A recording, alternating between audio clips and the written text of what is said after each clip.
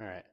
So just some important information that we're going to reference tonight is these 5 points right here. So decision points are just going to be the point where a subject has to make a choice. It can be either active or passive, such as seeing a turn, not seeing a turn, extending off of a dead end, things like that.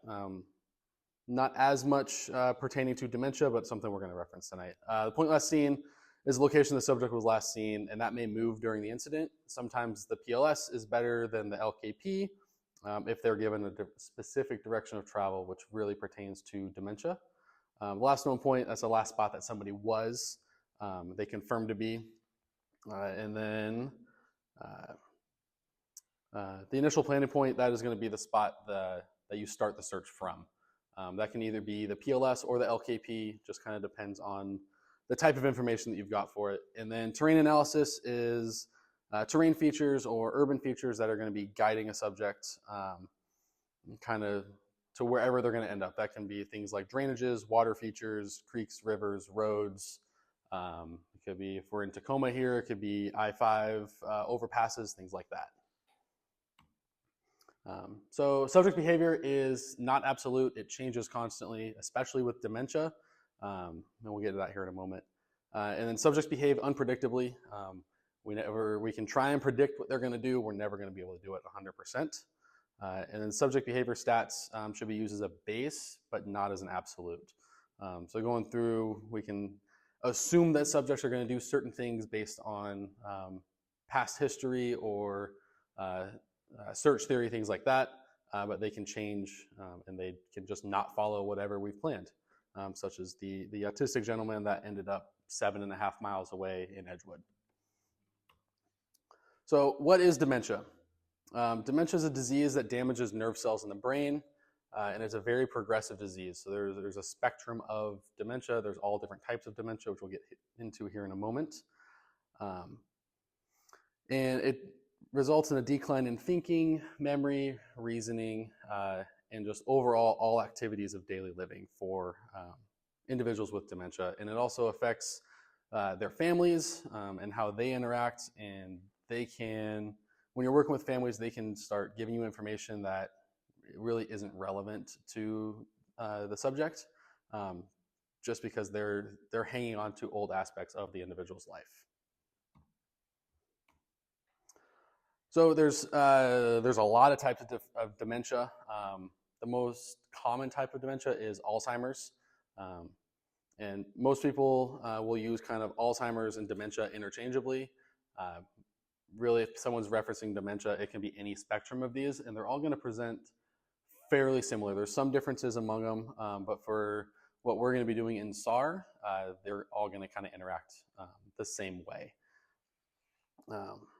And these are all just different types of diseases that cause dementia, and they call them as such. So some really common symptoms across the board here are going to be memory loss and confusion, somebody that they're just going to not know what to say, not know how to interact, things like that, or they're going to just have no short-term memory or no long-term memory. Difficulty concentrating, organizing, planning. They're not able to really make decisions. As the video that we're going to watch will show, is there's a big difference in how they take care of things, how they organize their life, things like that. And then language difficulty. They can have difficulty speaking. They can have repetitive speech. So they're just saying the same thing over and over and over and over again, or asking the same question over and over. And also just not knowing the words to say. So getting kind of stuck, just either repeating that same thing because they don't know what else to say, or just asking for somebody, things like that. And then mood swings. Mood swings can be really, really happy 1 minute, and a minute later be screaming at you, throwing things at you, hitting you, all sorts of stuff. I'm going to mute whoever that was.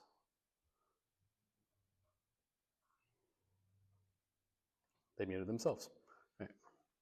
So we're going to watch a quick video here.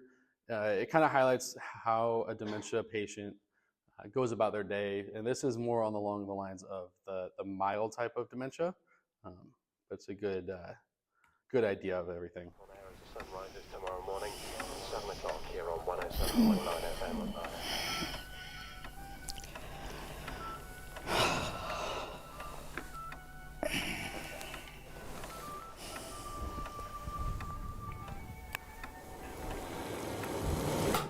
Right.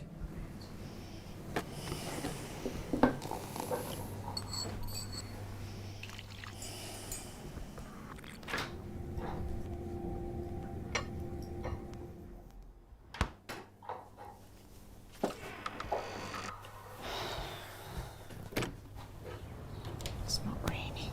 Good.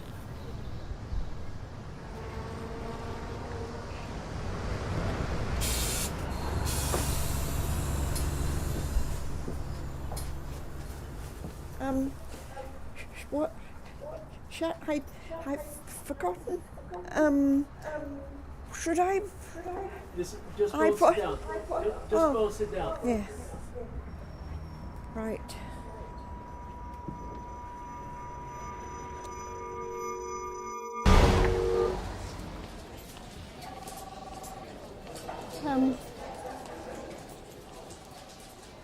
Oh, that way.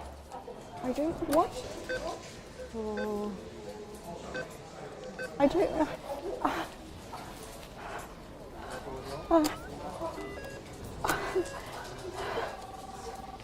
Could you please?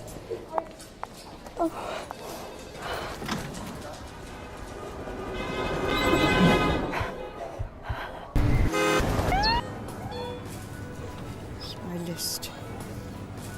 Should I go? I don't know quite what. Oh dear.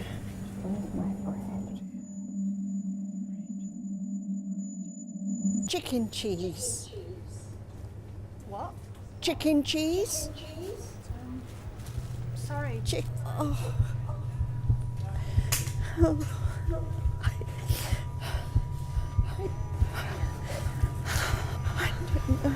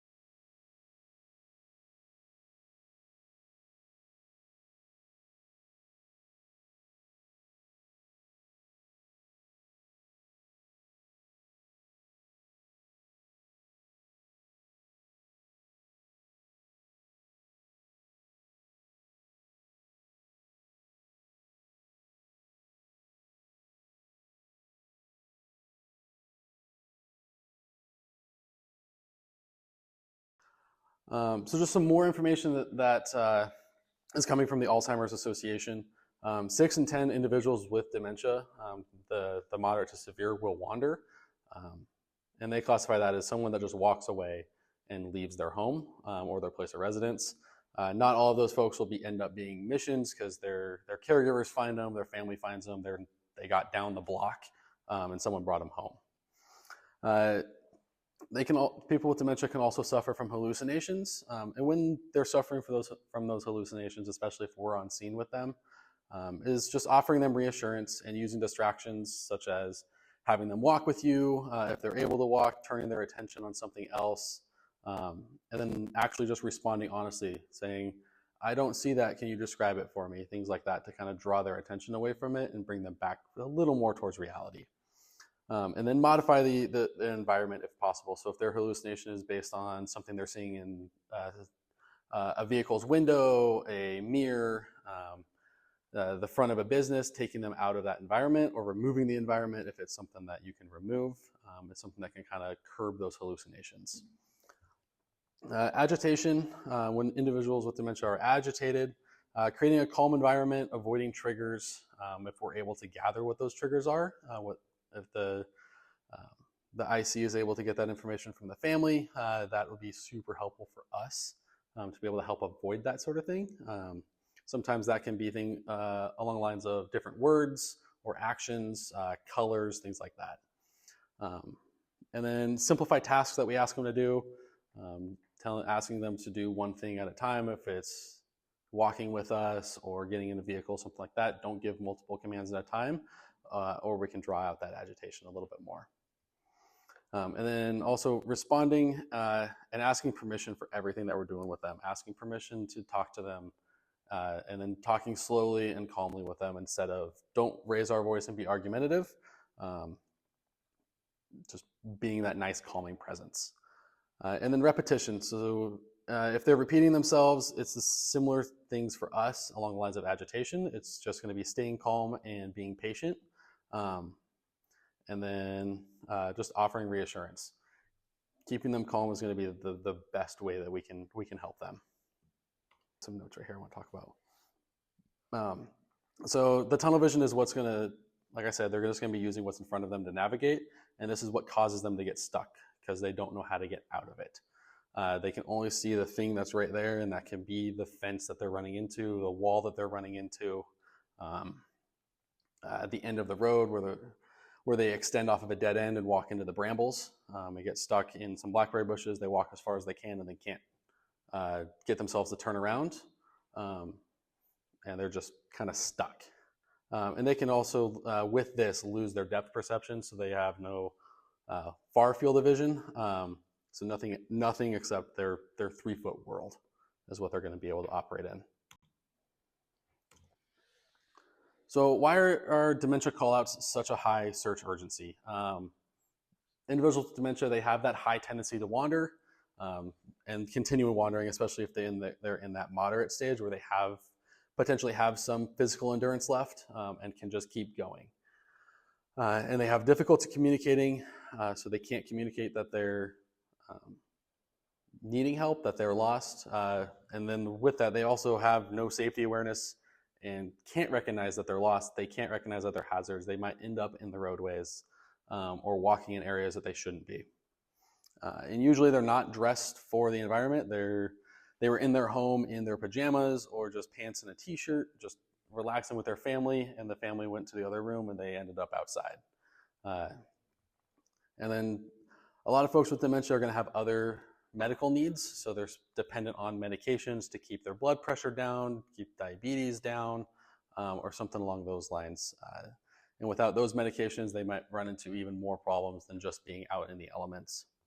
And the individuals with dementia are much more susceptible to hyper and hypothermia, and then also dehydration and other environmental factors.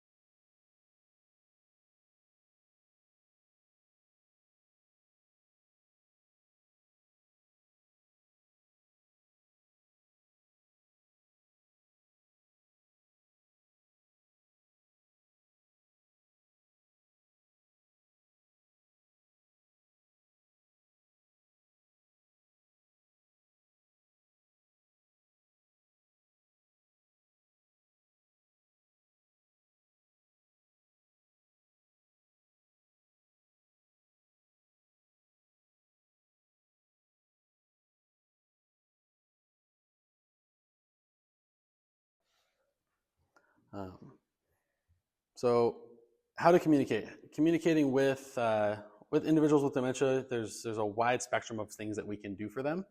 The biggest thing that we're going to be able to do is staying calm, talking in a calm and collected voice, not raising your voice, but also not baby talking them. Don't talk in that high-pitched voice. It kind of can be demeaning to individuals. And that's individuals across the board, but especially those with dementia, just treat them like another person. And then being on their level, that just means if they're on the ground, not standing over and towering them, but get down, sit down next to them or in front of them and just talk to them, make eye contact and talk. And with that, not bringing up your entire team when you approach an individual, especially with dementia. Approaching from the front, but being with the one person, not ganging up on them is going to be a big part of this. And responding to their questions with an explanation. Tell them what's going on. They might not remember it. They might not know where they're at or what's actually happening. But just offering that to them can help calm them down. They might be able to understand what you say. They might not. It really is just going to depend on how their body is doing at that given moment.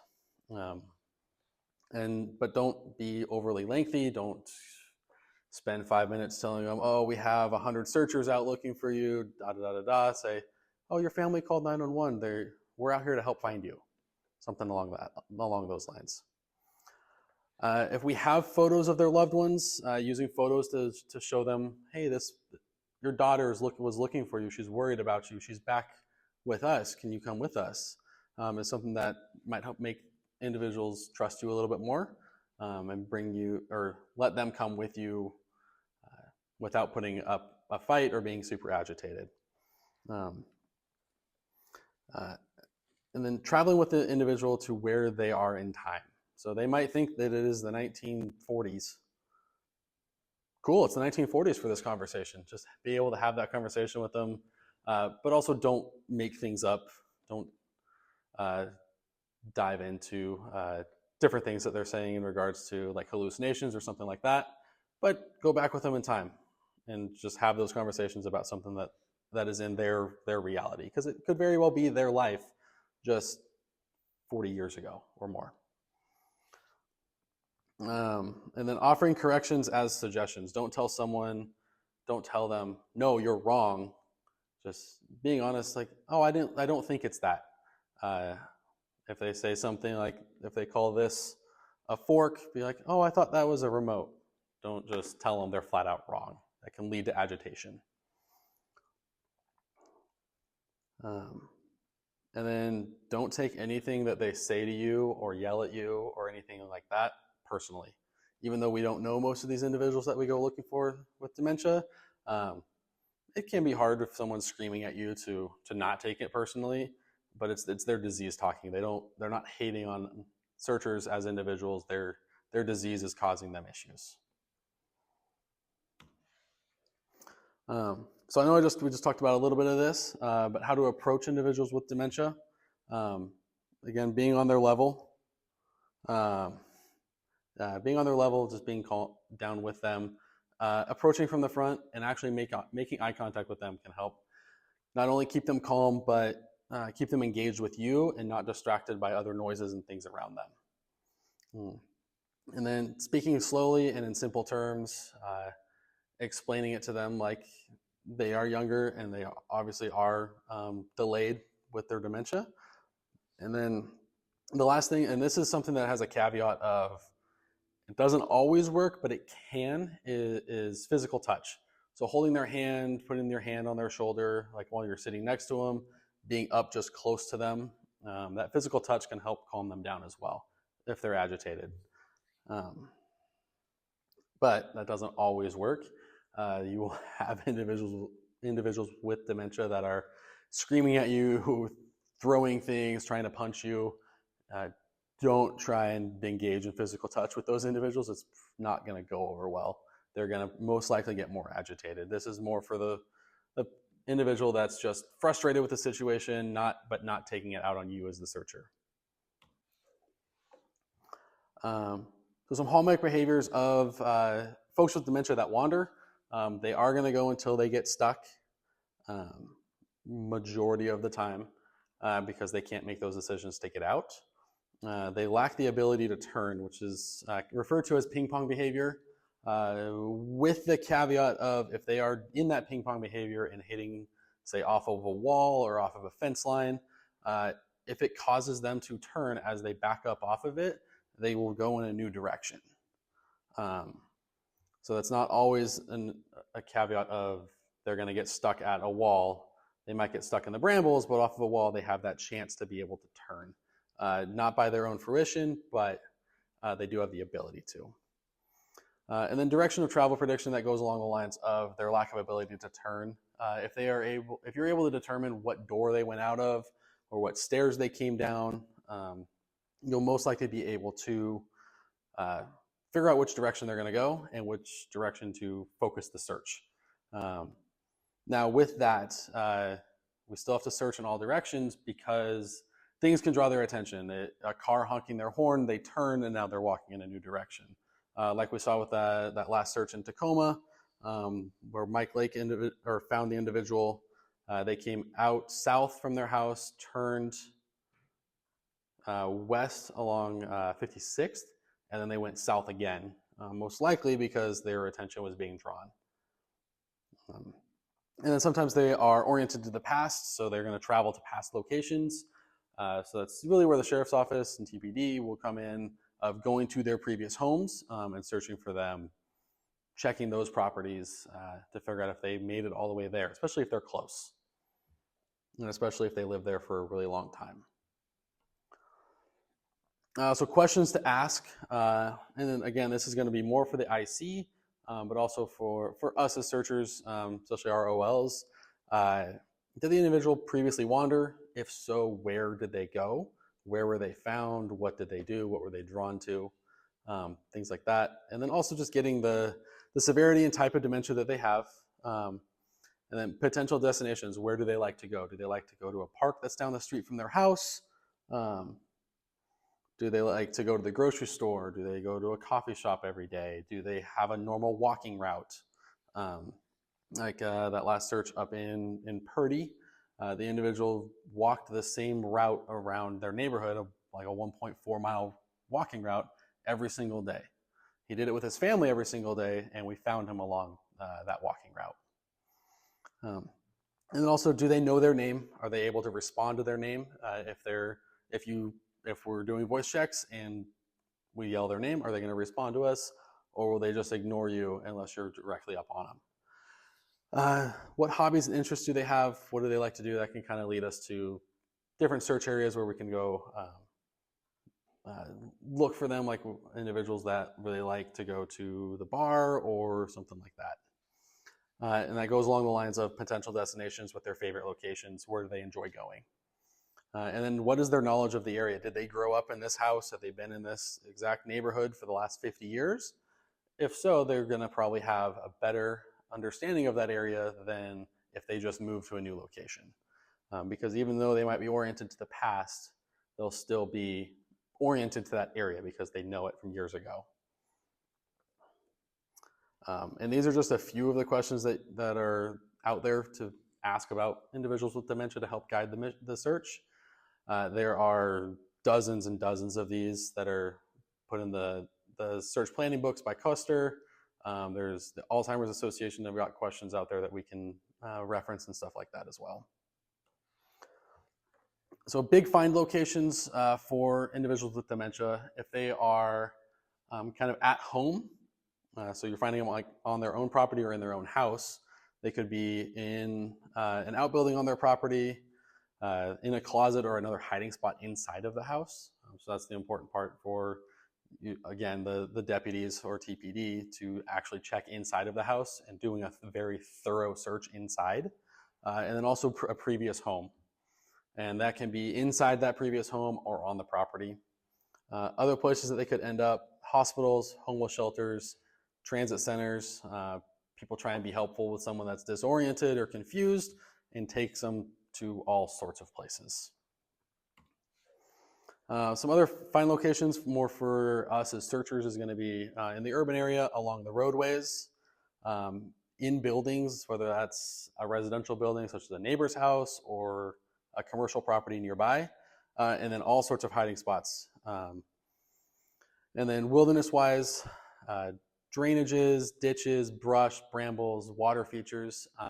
There is some research that shows that individuals with dementia are drawn to water features and can walk into them without even realizing that they're inside of water, mainly like ponds and creeks. That's new research that's just coming out. There's not a lot of data on it, but there's something that I found kind of interesting. And then if they're found off of roads or trails, it's typically going to be close within about 100 to 200 feet of the edge of the roadway because they're going to get stuck. Usually that's like dead after the road dead ends or something like that. And they will usually not go far, but they might also hide. And they're also going to be not only mobile for a short period of time. So looking in areas like this that are close to the IPP. So this is not exact image because I'm not going to use actual images, but another county, actually Marion County SAR had this mission. They found an individual with dementia in a culvert just like this. They crawled all the way back in there, and it had a searcher that had to crawl in after them to find them. So We actually have that picture and have permission to use it in our training. I couldn't find it. You sent it to me and I couldn't find it. Okay. Yeah. I was just going with it. If you want to send it to me, I'll add it to this. I couldn't find it. I couldn't remember if we were allowed to use it or not, so that's why I didn't call you. I did ask permission to use it. So yeah, we have a photo of a searcher. He's literally, you can only see their legs, and their whole torso and body are all the way in the back of this, trying to pull the subject out. And if I remember right, that subject was found alive, correct? Yeah. I mean, they had to reach in with their hands and just like inch them out by their ankles. Yeah, They were in there so far. it was super tight, and it's really not a spot that you would think to look for. So it's not, yeah, that's you're like, oh, that's too small. Maybe we could get in there, but they're like, Yeah. So looking in, yeah, all sorts of weird spots. It's the same thing. I couldn't find a good photo of somebody hiding in blackberries because nobody's going to. But we'll find individuals with dementia literally in blackberry trees, bushes, and just, you have no idea how they got back there. We had one years ago, and the bucket fire came in and got it out for us. Yep. Yeah, we want you. Right. So a little bit of stats about dementia and SAR. 50% of individuals with dementia are found within 0.6 miles of their last known point.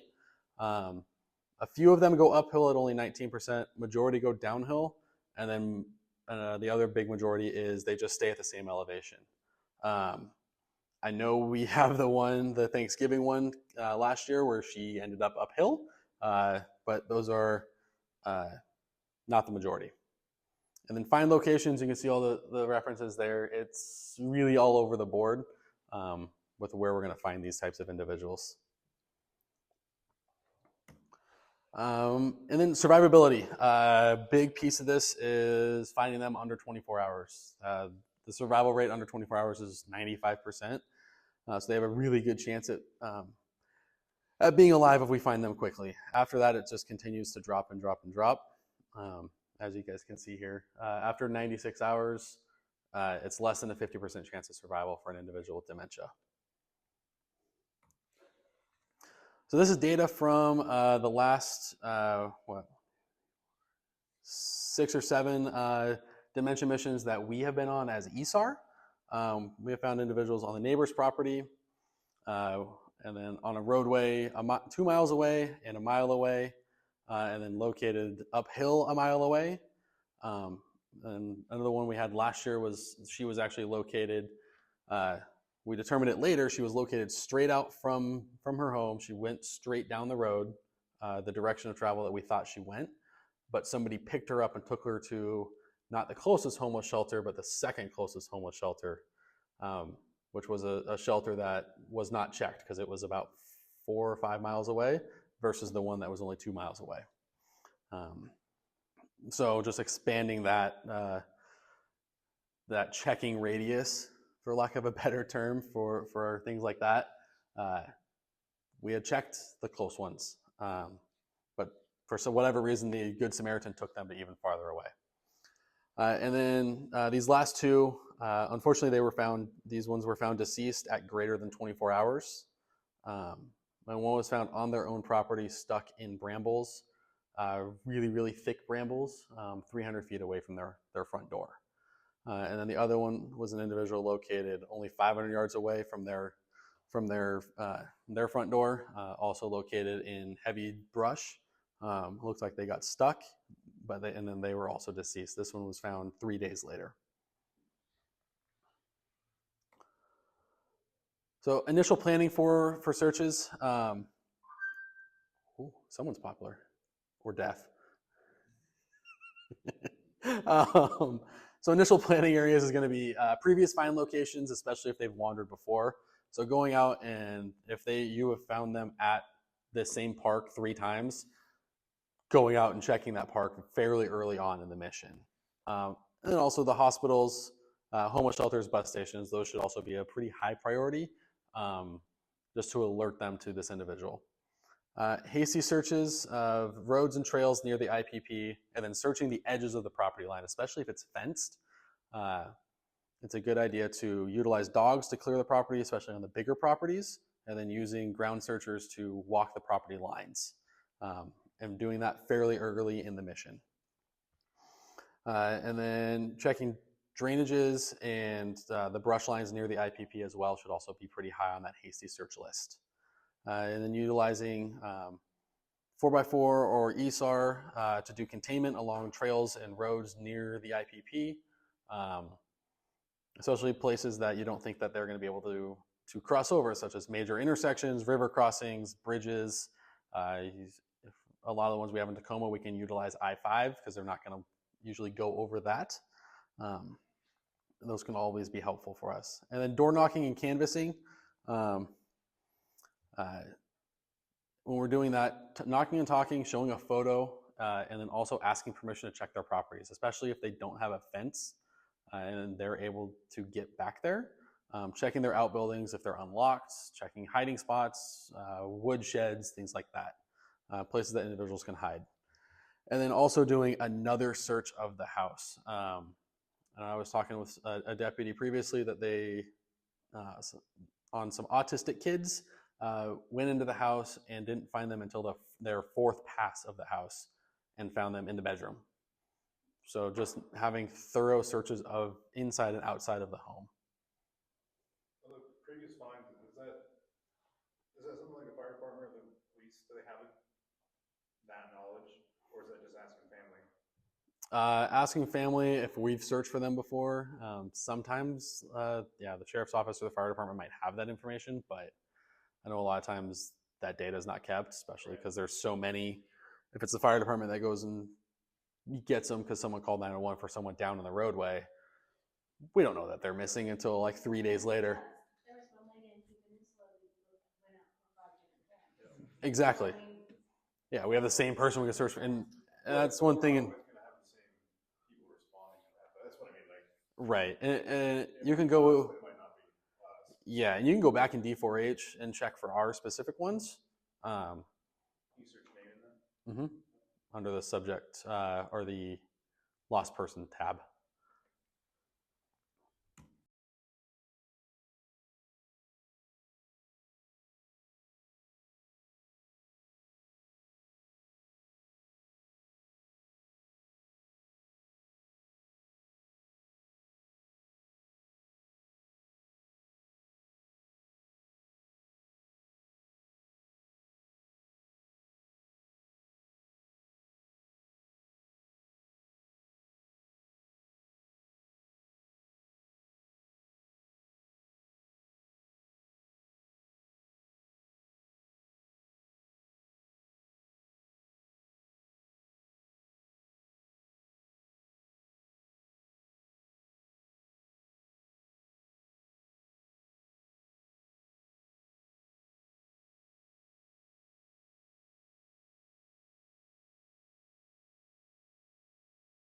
Yep.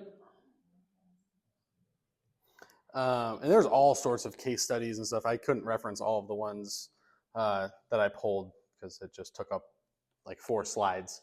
But I can send all that information out if people want it. A bunch of case studies and stuff I was looking at that related to both SAR and non-SAR stuff for dementia. Thank you. Yep. Any other questions here virtually?